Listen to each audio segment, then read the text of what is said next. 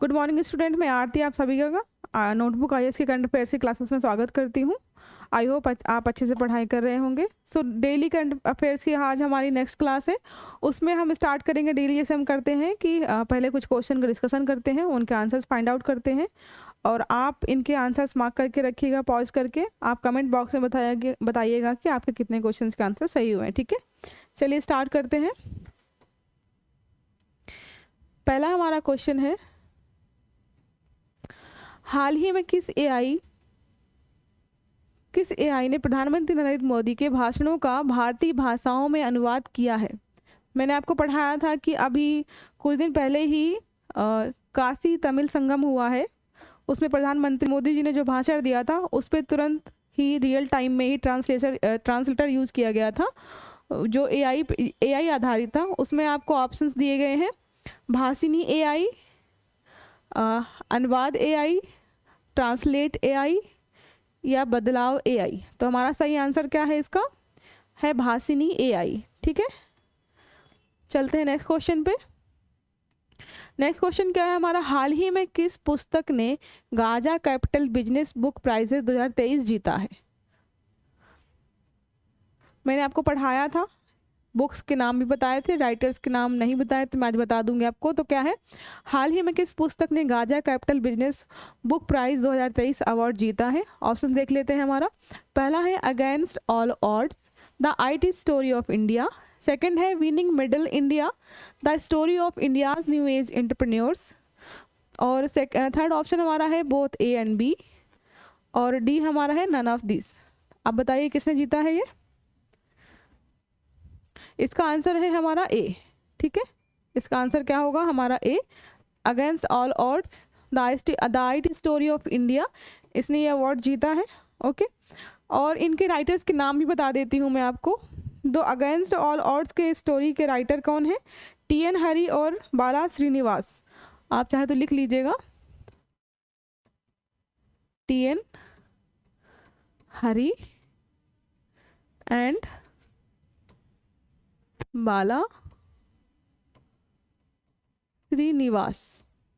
ठीक है, दूसरी हमारी बुक कौन सी है? Winning middle India, the story of India's new age entrepreneurs. इसके राइटर हैं गोपाल कृष्णन और सॉरी आई थिंक थोड़ा सा मिसप्रिंट हो गया है। ये जो राइटर हमारे हैं, जो मैं आपको बताने जा रही हूँ, दूसरे वाले मैंने लिखे हुए हैं कुछ पॉइंट्स एक्स्ट्रा ताकि मैं आपको ऐड करके बता सकूं। The IT story of India के लेखक हैं टीएन हरी और बाला श्रीनिवास। अगेंस्ट ऑल ऑड्स के लेखक है गोपाल कृष्णन और कृष्ण नारायण। ठीक है, तो इसके लेखक हैं गोपाल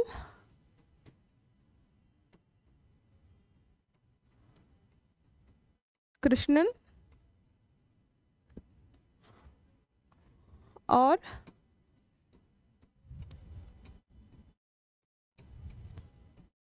कृष्णन नारायण। ठीक है, थोड़ा सा ऊपर नीचे हो गया है, तो इसके राइटर ये हैं और इस बुक के राइटर ये हैं। नेक्स्ट पेज पे चलते हैं। नेक्स्ट क्वेश्चन हमारा है, 3 दिसंबर 2023 में कौन सा देश ओपेक से बाहर हो गया है? हमारे क्वेश्चन कौन से हैं? सऊदी अरब, ईरान, अंगोला और इराक। आंसर मार्क करिए, इसका कौन सा है? सऊदी अरब, ईरान, अंगोला और इराक। इसका सही आंसर है अंगोला। हाल ही में इसने ओपेक ज्वाइन किया था जब कीमतें कुछ ओपेक जो सदस्य हैं इन्होंने प्रेशराइज किया था अंगोला को कि जो खनन है, मतलब जो तेल आप निकाल रहे हो थोड़ा कम निकालिए ताकि रेट थोड़ा बढ़े। बट इन्होंने शायद ये डिमांड मानी नहीं, तो इनको इससे बाहर कर दिया गया है। नेक्स्ट क्वेश्चन हमारा क्या है, हाल ही में किस हाई कोर्ट ने देश की पहली लाइव सुनवाई की है? तो किस हाई कोर्ट ने पहली लाइव सुनवाई की है? ये है एमपी। ठीक है, नेक्स्ट क्वेश्चन हमारा, हाल ही में चेन्नई ग्रैंड मास्टर 2023 टूर्नामेंट किसने जीता है? चेन्नई ग्रैंड मास्टर 2023 टूर्नामेंट किसने जीता है? ऑप्शन हमारे हैं पेंटाला हरिकृष्णन, अर्जुन एरिगैसी, आर प्रज्ञानंद और डी मुकेश। तो ये जीता है डी मुकेश ने। ये अभी तक के यंगेस्ट ग्रैंड मास्टर है। आप ये याद रखिए, ये अभी तक के जो यंगेस्ट ग्रैंड मास्टर है। और जो हमारे फर्स्ट ग्रैंड मास्टर थे उनका नाम तो आप सबको पता होगा कौन है, विश्वनाथन आनंद है। विश्वनाथन आनंद है जिनको lightning kid of the India कहा जाता है। बुक उनकी है माइंड मास्टर, उनकी बुक है माइंड मास्टर। तो फर्स्ट ग्रैंड मास्टर कौन थे? फर्स्ट ग्रैंड मास्टर हमारे रहे हैं विश्वनाथन आनंद। इनकी बुक कौन सी है? Book mind master.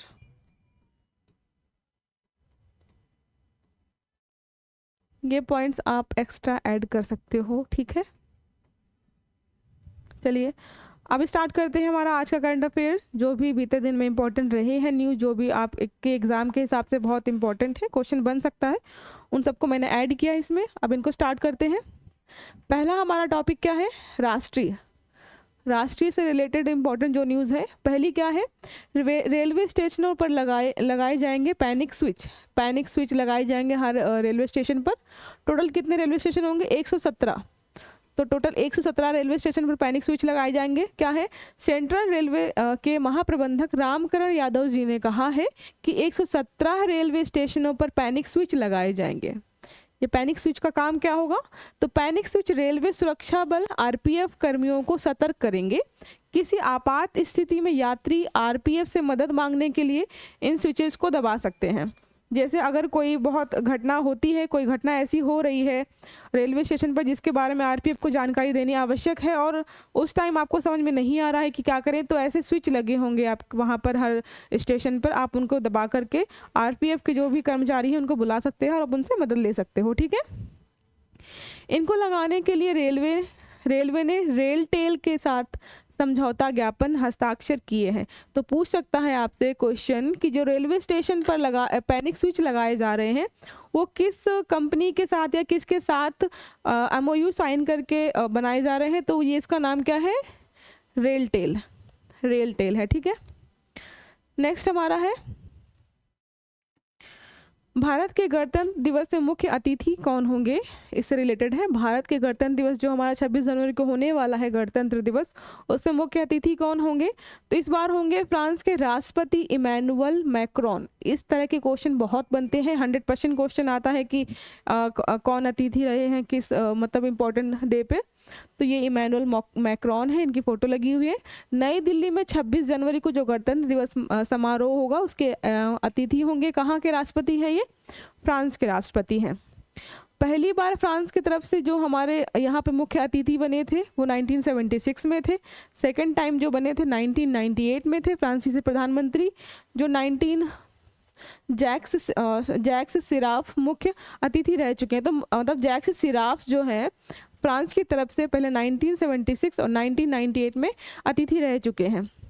पूर्व राष्ट्रपति जो है वॉलेरी गिस्कार्ड, तो वॉलेरी गिस्कार्ड जो है डी एस्टिंग 1980 में बने थे और निकोलस सरकोजी 2008 में बने हैं और फ्रेंकोइस आलन 2016 में हमारे यहाँ पर मुख्य अतिथि के रूप में आ चुके हैं। तो आप इनके नाम याद रखिएगा।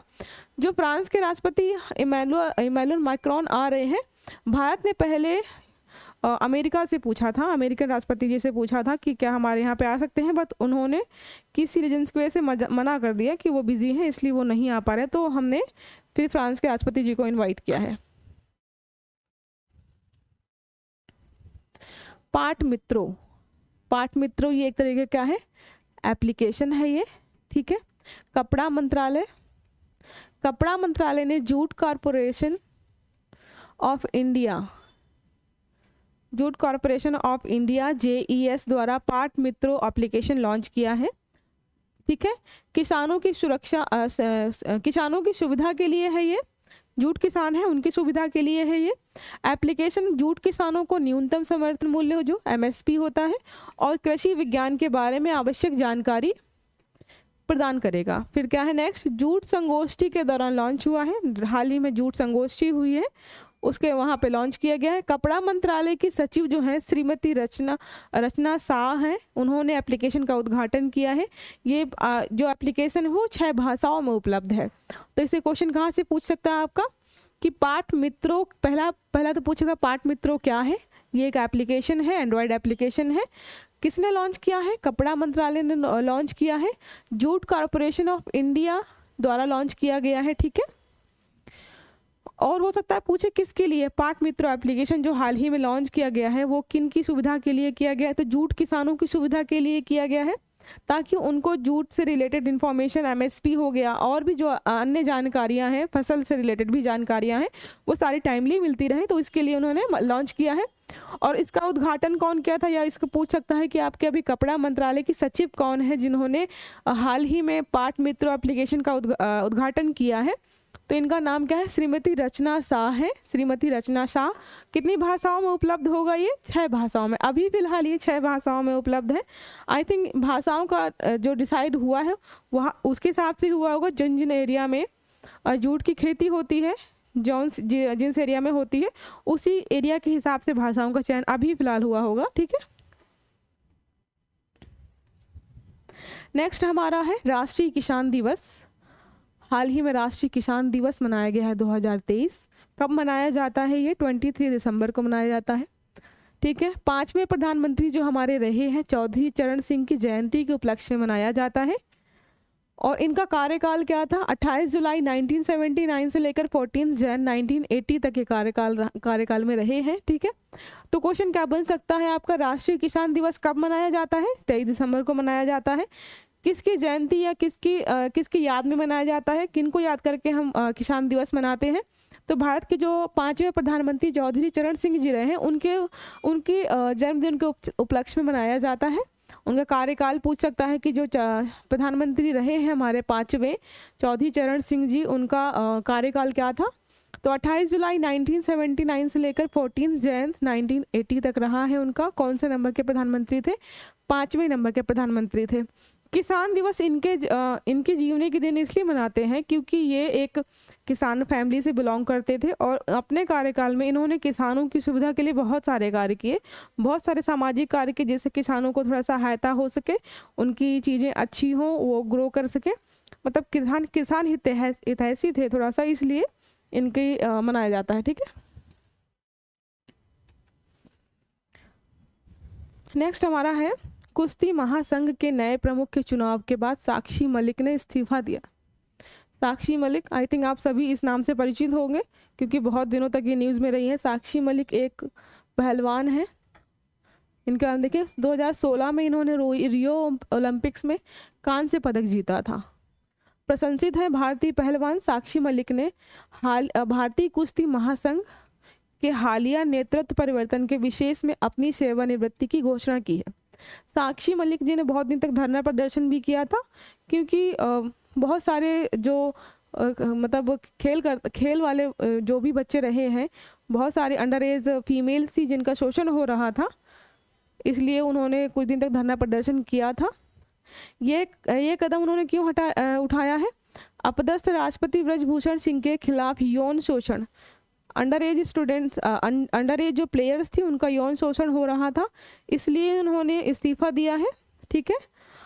आरोपों और उनके करीबी सहयोगी संजय सिंह के विवादास्पद चुनाव के बाद उठाया है। जो चुनाव हुए हैं अभी, उसके बाद उन्होंने ये कदम उठाया है। नेक्स्ट हमारा है पुरस्कार, ठीक है। पुरस्कार में क्या है हमारा? Salt and papers. जो पुरस्कार होते हैं ना, आप उनको बहुत ध्यान से पढ़िएगा। पुरस्कार से क्वेश्चन बनते ही बनते हैं। पता नहीं कौन सा पुरस्कार आपके क्वेश्चन में मतलब एग्जाम में पूछे, इसलिए सारे आप पुरस्कार को एक जगह लिखते रहिएगा ताकि जब रिवीजन का टाइम हो तो आपके पास सारे एक जगह लिखे हुए हों। सॉल्ट एंड पेपर है सिलेक्टेड पोएम्स, ठीक है। प्रसिद्ध रविंद्रनाथ टैगोर साहित्यिक पुरस्कार ने कवि आलोचक सुकृता पाल कुमार ये इनकी रचना है। सुकृता पाल कुमार को उनकी पुस्तक salt and paper selected poems के लिए 6th पुरस्कार प्राप्तकर्ता नामित किया है। ठीक है, तो salt and paper selected poems किसकी रचना है? सुकृता पाल कुमार। सुकृता पाल कुमार यहाँ लिख देती हूँ मैं, सुकृता पाल कुमार, इनकी रचना है ये। ठीक है, यह पुरस्कार विश्व शांति, साहित्य, कला, शिक्षा, मानवाधिकारों को बढ़ावा देने वाले दुनिया भर के उत्कृष्ट साहित्यिक कार्यों को मान्यता देता है। तो ये किन किन क्षेत्रों को देता है? विश्व शांति से रिलेटेड हो, साहित्य से रिलेटेड हो, कला हो, शिक्षा हो, मानवाधिकारों को बढ़ावा देने वाले जो भी कार्य होते हैं उन सबको ये चिन्हित करके उन कार्यों को मान्यता देता है, उनको अवार्ड देता है। ठीक है, नेक्स्ट हमारा है राष्ट्रीय खेल पुरस्कार 2023। 2023 के जो राष्ट्रीय खेल पुरस्कार है उससे रिलेटेड न्यूज़ है ये हमारी।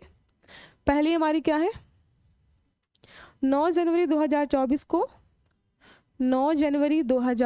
को भारत के राष्ट्रपति भवन में सुबह 11 बजे होने वाले विशिष्ट समारोह में राष्ट्रीय खेल पुरस्कार 2023 प्रदान किए जाएंगे। 26 एथलीटों को अर्जुन पुरस्कार प्रदान किया जाएगा। ये जो 26 एथलीट हैं, मैं किसी और दिन किसी नेक्स्ट क्लास में ये सबका नाम या जो इम्पोर्टेंट नाम है उनका डिस्कशन कर दूंगी, आज हो नहीं पाया। ठीक है, तो ये क्वेश्चन इस तरीके से पूछ सकता है कि कितने एथलीट्स को इस बार अर्जुन पुरस्कार प्रदान किया जाएगा। तो टोटल कितने हैं? 26 है। कब दिया जाएगा? तो 9 जनवरी को होगा। ठीक है, 9 जनवरी को प्रदान किया जाएगा राष्ट्रीय खेल पुरस्कार।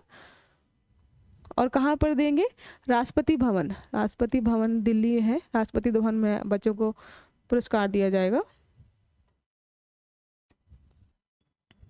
नेक्स्ट हमारा है सबसे खूबसूरत हवाई अड्डा। भारत का सबसे खूबसूरत हवाई अड्डा जो है, क्योंकि विश्व में बहुत सारे हवाई अड्डे हैं बट भारत का सबसे खूबसूरत हवाई अड्डा, मतलब इतना खूबसूरत हवाई अड्डा भारत में कोई दूसरा नहीं है। तो बेंगलुरु के कैंपेगौड़ा अंतर्राष्ट्रीय हवाई अड्डे को टर्मिनल 2 को यूनेस्को के प्रिंस वर्सेल्स 2023 में वैश्विक प्रशंसा मिली है। तो नाम क्या है? पहली बात तो है कहाँ पे? ये बेंगलुरु में है। दूसरी बात, नाम क्या है? कैंपेगौड़ा अंतर्राष्ट्रीय। तो इतना याद रखिएगा आपको, इतना अगर कैंपेगौड़ा याद रखेंगे तो उससे काम हो जाएगा। कैंपेगौड़ा अंतर्राष्ट्रीय हवाई अड्डा है। टर्मिनल 2 को यूनेस्को के द्वारा, यूनेस्को के प्रिंस वर्सेल्स 2023 में वैश्विक प्रशंसा मिली है। ठीक है, नेक्स्ट क्या है? प्रसिद्ध फैशन डिजाइनर की अध्यक्षता में विश्व न्यायाधीश पैनल एली साब ने यह सम्मान प्रदान किया है। ये यहाँ पे ऐड करिएगा। ठीक है, तो विश्व प्रसिद्ध फैशन डिजाइनर कौन है जिन्होंने ये सम्मान प्रदान किया है? एली साब, इन्होंने प्रदान किया है। एकमात्र भारतीय हवाई अड्डा है, एकमात्र भारतीय हवाई अड्डा है जिसको यूनेस्को के प्रिंस वर्सेल 2023 में वैश्विक प्रशंसा मिली है, या जिसको इतना खूबसूरत होने का अवार्ड दिया गया या प्रशंसा की गई है इसके लिए। ठीक है, नेक्स्ट हमारा है शास्त्रा रामानुजन पुरस्कार 2022 और 2023 की घोषणा। शास्त्रा एक जगह का नाम है। रामानुजन पुरस्कार 2022 और 23 की घोषणा। कुंभकोणम में शास्त्रा परिसर में गणितज्ञ युनकिंग तांग और रुइक्सिंग यांग झांग को प्रदान किया जाएगा या प्रदान किया गया। ठीक है, तो कहाँ पे प्रदान किया गया है इनको? कुंभकोणम में, इस परिसर में गणितज्ञ हैं युनकिंग तांग और रुइक्सिंग यांग झांग को प्रदान किया गया है रामानुजन पुरस्कार 2022 और 23 की। 2005 में शास्त्रा द्वारा स्थापित पुरस्कार 32 वर्ष से कम आयु के व्यक्तियों को प्रदान किया जाता है। तो आपसे पूछ सकता है कि शास्त्रा की स्थापना कब हुई है? 2005 में हुई है। कितने वर्ष आयु के व्यक्तियों को देता है? 32 वर्ष से आपकी उम्र कम होनी चाहिए। और किस क्षेत्र में देता है? तो ये सिर्फ गणित के क्षेत्र में देता है। शास्त्रा रामानुजन जी से रिलेटेड है और रामानुजन जी एक बहुत बड़े गणितज्ञ रहे हैं, तो उनसे रिलेटेड है ये, इसलिए किस क्षेत्र में देते हैं? सिर्फ गणित के क्षेत्र में देते हैं। चलते हैं नेक्स्ट पेज पर। नेक्स्ट हमारा राष्ट्रीय महिला आयोग की पूर्व अध्यक्ष राष्ट्रीय महिला आयोग की पूर्व अध्यक्ष डॉक्टर वी मोहिनी गिरी का निधन हुआ है। अभी निधन से रिलेटेड है ये, आप यहाँ पे लिख लीजिएगा ऊपर, निधन, ठीक है। राष्ट्रीय महिला आयोग की पूर्व अध्यक्ष डॉक्टर वी मोहन गिरी का निधन हो गया है। ये पद्म भूषण से सम्मानित थी, 2007 में इनको पद्म भूषण मिला था। 86 ईयर ओल्ड थी, कार्यकाल इनका था 1995 से लेकर 1998 तक। और केंद्रीय समाज कल्याण बोर्ड न्यू दिल्ली और इसके अलावा सामाजिक सेवा संगठन गिल्ड ऑफ सर्विसेज की अध्यक्षा भी थी। मतलब ये जोड़ लीजिएगा, नेक्स्ट पॉइंट नहीं है ये, नेक्स्ट इसमें जो इसमें ही है ये, केंद्रीय समाज कल्याण बोर्ड प्लस ये नई दिल्ली है, सामाजिक सेवा संगठन प्लस गिल्ड ऑफ सर्विस की अध्यक्ष भी रही हैं ये। महिलाओं और बच्चों की शिक्षा, रोजगार और विलीन सुरक्षा के अधिकारों की वकालत करती हैं। मतलब महिलाओं और स्पेशली बच्चों की सुरक्षा और उनके रोजगार से रिलेटेड अधिकारों को ये उजागर करती हैं, जागृत करती हैं लोगों में, और जागृत करती हैं, ठीक है। 1971 में वॉर विडोज एसोसिएशन की स्थापना भी की थी इन्होंने, ठीक है। इससे बहुत सारे क्वेश्चन पूछ सकता है आपके कि हाल ही में जिनका निधन हुआ है, डॉक्टर वी मोहन गिरी का निधन हुआ है, ठीक है। तो उनको पद्म भूषण कब मिला है? 2007 में मिला है। 86 ईयर ओल्ड थी वो, कार्यकाल 95 से 98 तक था।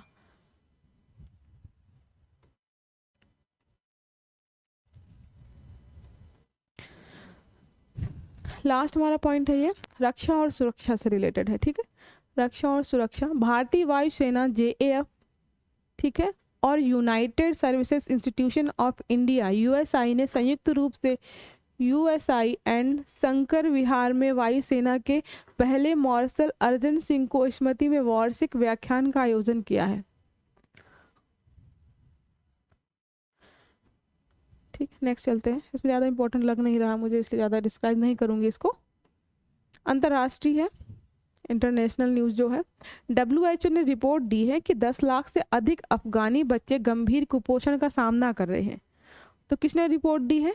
WHO ने।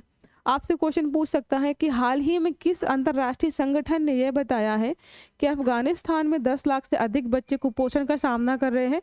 तो आंसर हो सकता है WHO, या यह भी हो सकता है कि WHO ने हाल ही में किस देश के बारे में ये कथन दिया है या स्टेटमेंट दिया है कि यहाँ पर 10 लाख से अधिक बच्चे कुपोषण का शिकार हैं या सामना कर रहे हैं, तो वो अफगानिस्तान होगा आपका। फिर WHO ने क्या कहा? अंतर्राष्ट्रीय सहायता और फंडिंग का आग्रह भी किया।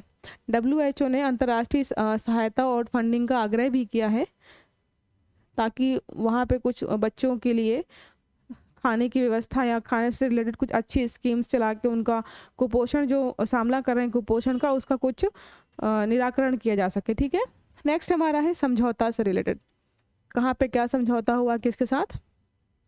ग्रामीण विकास मंत्रालय, जब कहीं कोई मंत्रालय आए तो आप उसको बिल्कुल ध्यान से पढ़िएगा। तो ग्रामीण विकास मंत्रालय ने दीनदयाल अंत्योदय योजना, राष्ट्रीय ग्रामीण आजीविका मिशन के तहत स्वयं सहायता समूहों SHG सेल्फ हेल्प ग्रुप्स के उत्पादों के लिए बाजार पहुंच बढ़ाने के लिए रिलायंस रिटेल की जियो मार्ट के साथ समझौता ज्ञापन पर हस्ताक्षर किया है। ध्यान से पढ़ेंगे क्या है। पहला है ग्रामीण विकास मंत्रालय। ग्रामीण विकास मंत्रालय की कौन सी योजना है? दीनदयाल अंत्योदय योजना है, राष्ट्रीय ग्रामीण आजीविका मिशन। मतलब पूछ सकता है ना आपसे कि दीनदयाल अंत्योदय योजना, राष्ट्रीय ग्रामीण आजीविका मिशन किसके द्वारा लॉन्च किया गया है, किस मंत्रालय के अधीन कार्यरत है? तो ग्रामीण विकास मंत्रालय के तहत है। ये स्पेशली जो हमारा समझौता हुआ है किससे रिलेटेड है? स्वयं सहायता समूहों के लिए है। जो छोटे छोटे ग्रुप्स बने होते हैं ग्रामीण क्षेत्रों में या कई शहरी क्षेत्रों में बने होते हैं, वो आपस में ग्रुप बना करके कुछ बिजनेस करते हैं, छोटे छोटे स्टार्टअप्स करते हैं। मतलब स्टार्टअप जैसे कुछ वैसे सब्जियां वगैरह होगी, इकट्ठे करके किसी बड़ी कंपनी या किसी फर्म को देते हैं, उससे वो इनकम जनरेट करते हैं। जैसे जियो मार्ट है, जियो मार्ट का जो स्टोर होता है उससे हमको फल, सब्जियां, अनाज, सारी चीज़ें मिलती हैं। तो वो कहीं ना कहीं किसी मतलब सेल्फ हेल्प ग्रुप से ख़रीदते हैं या किसी छोटे किसान से ख़रीदते हैं। तो उनकी जो चीज़ें हैं, फल, फ्रूट, सब्जियां वगैरह जो भी हैं, उनको उनकी बाजार पहुंच बढ़ाने के लिए उनको बाज़ार तक आसानी से पहुंचाया जा सके, अच्छी कीमतें मिली, उसके लिए क्या MOU साइन किया है, किसके साथ, जियो मार्ट के साथ। तो क्वेश्चन पूछ सकता है कि हाल ही में ग्रामीण विकास मंत्रालय ने किस कंपनी के साथ MOU साइन किया है, SHG से रिलेटेड है, तो क्या हो सकता है, जियो मार्ट हो सकता है। ठीक है, तो आज की क्लास हम यहीं तक रखते हैं। आई होप आपने सारी क्लासेस अच्छे से, जो भी पिछली क्लासेस हुई हैं वो आप अच्छे से कर रहे होंगे, करंट अफेयर सारी चीज़ें नोट कर रहे होंगे। अगर आपने हमारा यूट्यूब चैनल अभी तक सब्सक्राइब नहीं किया है तो कर लीजिए, ताकि आपको अपकमिंग वीडियो सारे टाइम से मिलते रहें। और अगर आप हमारा एप्लीकेशन डाउनलोड कर सकते हैं, ऑफिशियल हमारा एप्लीकेशन है नोटबुक IAS का, उससे आप टेस्ट सीरीज भी ज्वाइन कर सकते हैं ऑनलाइन, हमारी ऑफलाइन भी टेस्ट सीरीज अवेलेबल हैं। और अगर हम कोई ऑनलाइन कोर्स प्रोवाइड करते हैं तो आप वो भी वहाँ से ज्वाइन कर सकते हो। ठीक है, तो have a good day, thank you.